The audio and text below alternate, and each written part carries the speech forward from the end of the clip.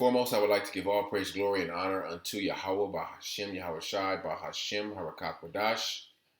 I would also like to give a double honors unto my apostles and elders of Great Millstone that have taught me this truth. And I would like to say a sincere shalom unto the hopeful elect that are scattered throughout the four winds of the earth, unto the servants, the true servants, and the prophets of the Yahawashi and Yahawashi that are prophesying and laboring in this truth and in this doctrine. Unto you I say shalom. In this lesson, I want to speak on the importance of having elders, sincere elders and teachers, because you have to be taught in this truth. Okay, hey, our elders, our apostles, they were taught by their elders. All right, and you can't learn this on your own.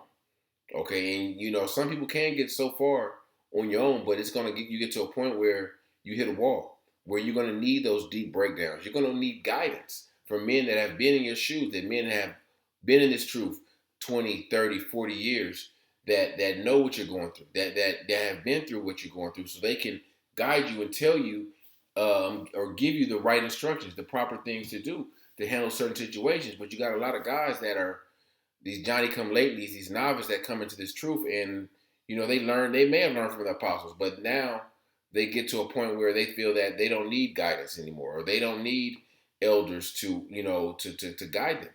All right, hey, we all need someone to guide us.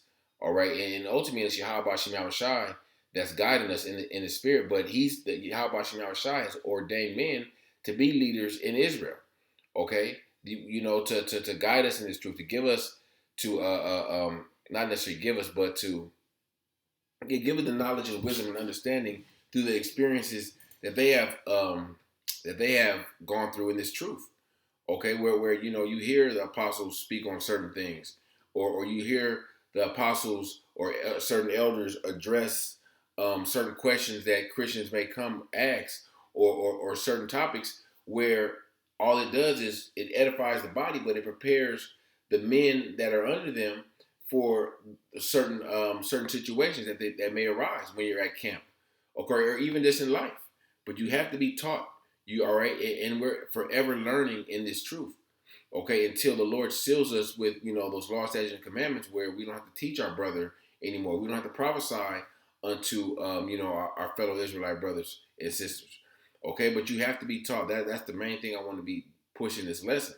Being able to be humble enough to be taught, because you got a lot of guys out there that they reach a certain point in the truth and they feel that they don't got to be taught anymore. All right, everything is given. Everything that they need to know, everything that needs to be known is they already know. All right, but the Lord is giving revelation to the apostles and elders every day. Okay, so yeah, we have all the major breakdowns, but it's still edification that's coming out from books that we can correlate with the scriptures. Okay, certain root words we may go into that gives us a better understanding. So this truth is you always can learn something in this truth. All right, we'll never get to a point that at least on this side, that we know it all. All right, so let me start with the book of Acts. Acts the 8th chapter, speaking on the Ethiopian eunuch that was in his chariot, and well, he even said he had to be taught. All right, lest I learn something, let someone guide me. That's what he says. I'll start at Acts 8 and verse 26. And the angel of the Lord spake unto Philip, saying, Arise and go toward the south, unto the way that goeth down from Jerusalem unto Gaza, which is desert. And he arose and went, and behold, a man, an Ethiopian, and eunuch of great authority under Candace, queen of Ethiopians, who had the charge over of all her treasure, and had come to Jerusalem to worship, was returning, and sitting in his chariot read Isaiah, the prophet. Then the Spirit said unto Philip, Go near and join thyself to this chariot. And Philip ran thither to him, and heard him read the prophet Isaiah, and said, Understand thou what thou readest? And he said, How can I, except some man should guide me? And he desired Philip that he would come up and sit with him. The place of the scripture which he read was this: He was led as sheep to the slaughter, and like a lamb dumb before the shear, and so opened not his mouth. All right, so the point is, even the Ethiopian eunuch, and he was, it said he was a man of a great authority. He had to humble down and say, hey, I can't learn unless someone guide me, unless someone teach me. So we were all in that state where, we didn't know. All right, we had to humble down and realize and come to the understanding that, we don't know everything. All right, you come into this truth thinking you know this and you know that, and you realize you don't know shit. All right, we might have knew some Bible verses or knew some biblical stories, but it nothing compares to what you learn when you come into the truth and your eyes are open unto this truth. The Lord is the one that ultimately opens your eyes, but you have to be humble enough for men to teach you. All right, for men to break these scriptures down in their proper context for you to understand, and you really won't get the understanding unless you humble down. And that's what a lot of these jakes don't want to do. Or you got a lot of jakes out here where they get, like I said, they get to a certain point of the truth and then they just wing it. All right, they just start saying, coming up with crazy ass wayward doctrines. All right, start speaking in saying the Lord's name isn't Yahawah and Yahawashi. And the Lord begins to bug these guys out because deep down they weren't humble enough to receive it. Okay, but we're living in the last days where the Lord has set up men. All right, and you're going to clearly see who those men are. All right, through their diligence, through their continue of teaching the doctrine, continuing to push this truth. All right, you don't. Yeah, and I said sincere elders. I mean, in this lesson, the title of this lesson, because you got a lot of so-called elders out there or wannabe teachers that aren't sincere. They're leading their flocks astray. All right, they're leading their flocks down a way of danger, of disaster. Okay, where they're leading their flocks down that ditch. All right, that they're going to fall in themselves. Okay, so because you have a lot of so-called teachers and elders out there that have been teaching, and then they turn back into the world. All right, or they switch up their doctrine, or they just fall out the truth, and they have the sheep that's following them that they don't know what to do after that. All right, but they're not, like the scripture said, they're not sparing the flock. All right, they're hirelings. I want to get Isaiah 30 and verse 20. It says, "Your eyes shall see your teachers." All right, and you're going to know the Lord gives you spiritual discernment. You're going to be able to discern who the real teachers are and who are not.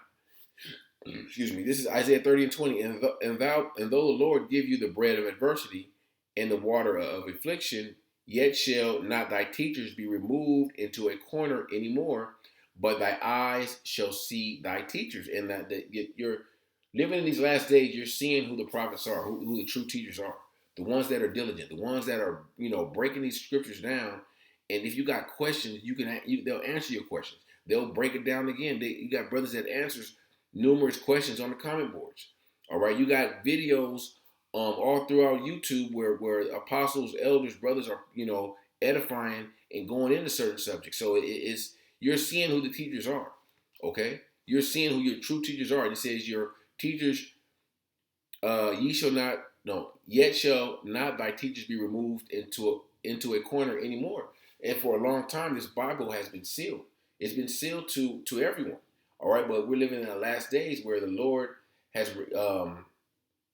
opened those seals and knowledge is being increased, and these prophecies, okay, these deep mysteries in the scriptures are being broken down.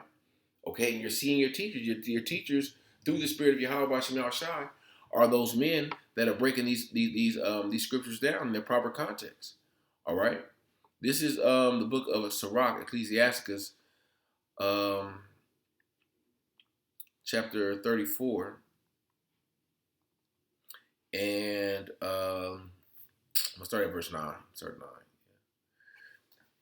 A man that have traveled knoweth many things, and he that have much experience will declare wisdom. He that have no experience knoweth little, but he that have traveled is full of prudence. When I traveled, I saw many things, and I understood more than I can express. So this is speaking of the wisdom you gain through experience. And our apostles, the elders, they have experience in this truth. Okay, so these new people coming into this truth that appear to be humble, but eventually buck up against the apostles, elders, and act like they know more than the apostles. They haven't traveled. Okay, the apostles, they have the experience because they're as those men that have traveled. They have they gain they gain wisdom through their experiences. We don't have no experience in this truth. Okay, brother with 10 years got some experience, but he don't have as much as the apostles, the elders.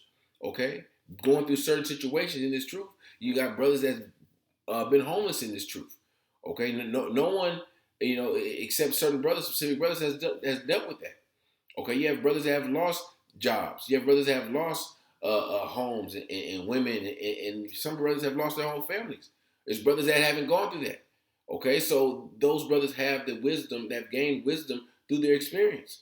Okay, but you got guys in here that like I say, that come in and they think they know everything. Hey, you don't. What the scripture says. It says you ought to. You don't know what you ought to know. Something like that. Let me try to find it real quick.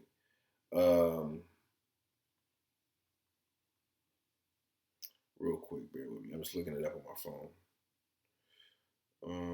I know it's in the New Testament. Damn, I just had it. 1 second.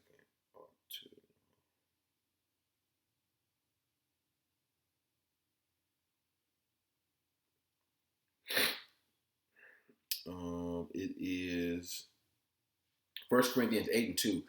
And if any man think that he knoweth a thing, he knoweth nothing yet as he ought to know. These guys think they know something, but they really don't know shit. Okay, they think they've been through something, but they haven't been through anything. All right. I wanted to get this. I actually quoted it earlier. Matthew 11. Matthew 15 and 14. Let them alone, they be blind, leaders of the blind, and if the blind lead the blind, they both shall fall into a ditch. And then speaking of these so-called elders, so-called prophets, that they're not sparing the flock. All right, they're blind because they came into this truth with ulterior motives. They really don't care. They really don't care about the flock. They don't care about feeding the sheep. They don't care about doing the work and doing the will of Yahawashi. They're in this truth for their own for their own for their own good or whatever. Okay, but it's being taught. Like I said, it's something that comes with humility. All right, and a lot of jakes don't have that. That's why a lot of jakes really can't come into the truth, because they'll come up to the camp thinking they know something, and then they get cut with some scriptures, or they find out what it really is, and they so hurt they won't even come back.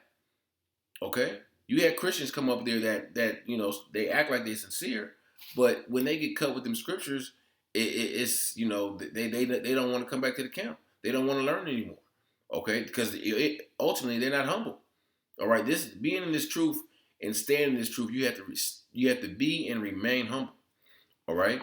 Let me grab a few scriptures in Proverbs. First, I want to grab Proverbs 1:5, and I'm gonna jump to the 9th chapter. A wise man will hear and will increase learning, and a man of understanding shall attain unto wise counsel. All right. A wise man will hear. A wise man is going to shut his mouth and hear. All right. And increase learning. When you listen, all right, you're able to listen more than you can talk. Yes, it's good to ask questions, but you have to be able to receive the answers and kind of digest the answers before you can ask another question. All right. But a lot of jakes out there, they think a lot of, these Johnny come latelys, these novices, they think they know it all. Okay. They're going to tell us, all right, they're going to tell the apostles what the MOTB is and what he's going off on. All right. Hey, this that's been broken down, several times. All right. A wise man will hear and will increase learning, and a man of understanding shall attain unto wise counsel. Let me jump up to Proverbs 9, and I'm going to start at verse 8. Reprove not a scorner, lest he hate thee. Rebuke a wise man, and he will love thee. Give instructions to a wise man, and he will yet be and he will be yet wiser. Teach a just man, and he will increase in learning. All right, and I'm pretty sure that just man, it means to be humble. Give instruction to a wise man, and he will yet be wiser. The wise man is going to take that instruction and as something good. They're not going to act like oh, the nigga trying to tell me what to do. A wise man, let me see, it says Sadiq, just, lawful, righteous. Okay, a righteous man, just, righteous, yeah, correct, lawful.